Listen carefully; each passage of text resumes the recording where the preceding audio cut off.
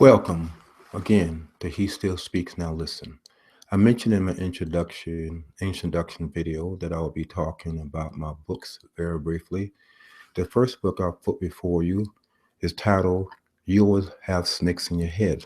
Whenever I ask people that particular question about what are the snakes, they say, I don't know. But the snakes I'm talking about are the thought that you think. When we hear things as, you never amount to nothing, you're no good, you're not about anything, you kill me, you hurt me, whatever we're thinking, they are like snakes constantly biting ourselves. It's not the other person who's biting us, causing us pain. We are causing pain upon ourselves. We are inflicting pain through the thought that we think. So the snakes, and this book came spontaneously one day several years ago.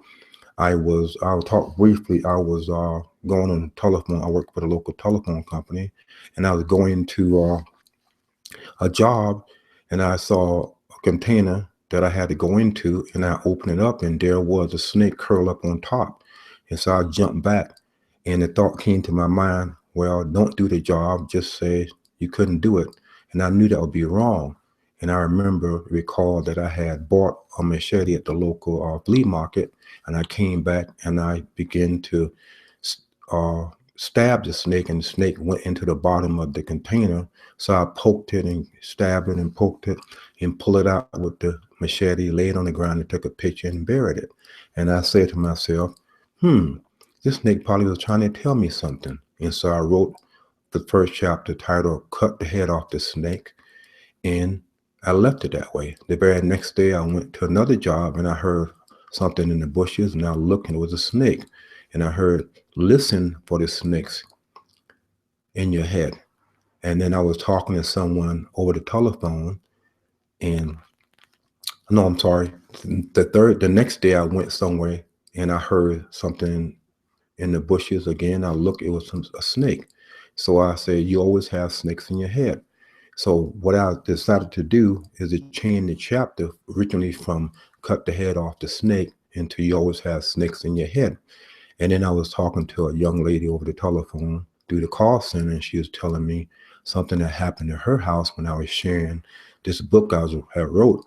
And she told me that a friend of hers came to her house, and guess what he saw in the front door was a snake. So he cut the head off the snake. So I was giving back that chapter. So I wrote, cut the head off the snake. And I thought I was finished.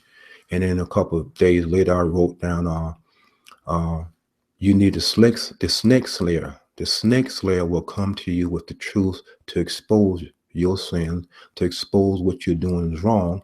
And you must decide to listen and take the truth, which is the knife, and cut the head off the snake that's causing you pain. Because we know when we are bitten by a snake, sometimes if we don't go to the doctor, it can kill us or cause an infection. But mostly if it's not a dangerous snake, we will feel the pain from being bitten from the snake.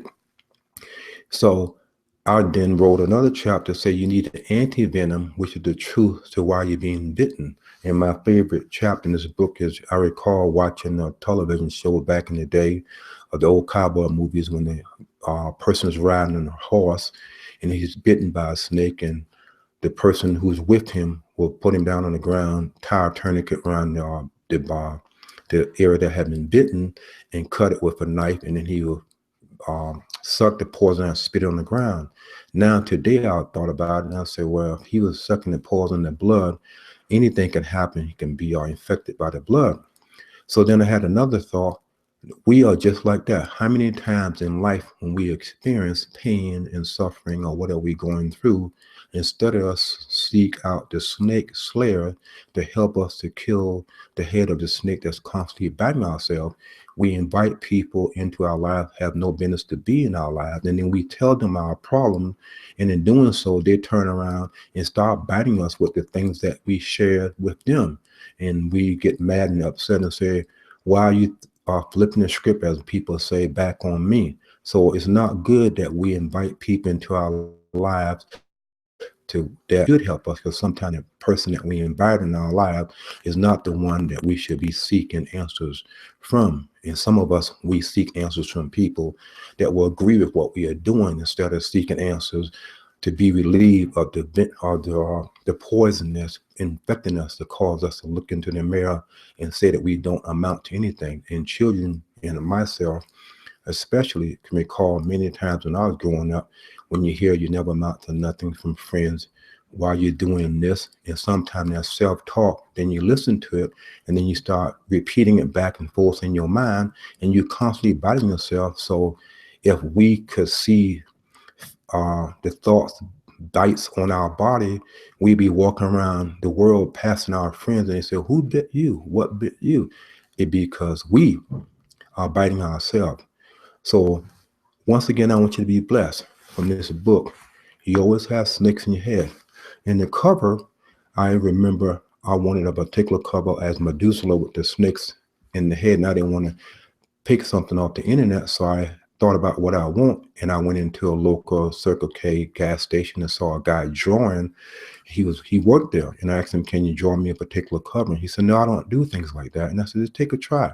So he drew me this particular head on the snake of the woman.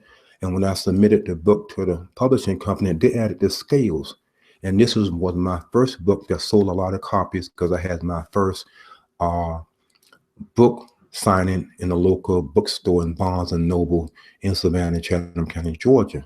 And if you want to see the picture of the book signing, it's also on my blog, my website, He Still Speaks Now Listen. I'm very proud of this book because it was a book that I want to get out there so I can learn the ropes on what to do and what not to do. As I grew in my writing, I saw my mistakes, but it's not about the mistakes, because I know I will get better. But if I hold myself back by saying I don't want to write because I must be perfect, but if I put something out there doing my best, I want people to be blessed from it. So yes, I did the cover.